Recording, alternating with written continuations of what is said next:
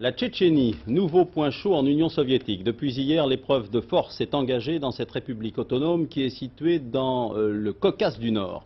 Boris Yeltsin, président de la Fédération de Russie, a décrété l'état d'urgence et le couvre-feu. Le président de la République autonome a immédiatement réagi en demandant à la population de faire corps avec lui. Il faut dire qu'en Tchétchénie, république à majorité musulmane, on a toujours refusé catégoriquement la tutelle de Moscou. Corinne Pertuis à Moscou. C'était le 27 octobre dernier. Les Tchétchènes votaient pour élire leur président. Descendus des montagnes du Caucase, les paysans entament la danse rituelle des Murides, la danse de la guerre.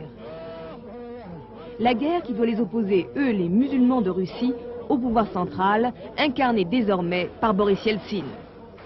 Le président de Russie déclare le scrutin illégal. Et pourtant, les Tchétchènes élisent leur président, le général Doudaïev, le premier de la République autonome de Tchétchène-Ingouchie.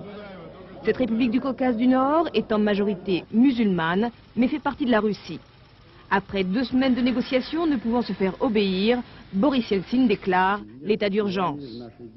Le général Doudaïev en appelle à tous les peuples musulmans pour défendre leur indépendance et menace d'attentats terroristes, y compris contre les centrales nucléaires. Aujourd'hui déjà, un avion Aéroflot a été détourné, semble-t-il, par des Tchétchènes.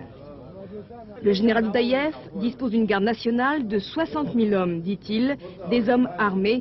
Comme base de cette garde nationale, un mouvement islamiste dur, les frères musulmans. Ce soir, les troupes du KGB et de l'armée de Moscou sont massées autour de Grozny, la capitale Tchétchène-Ingouche, transformée en forteresse par ses habitants.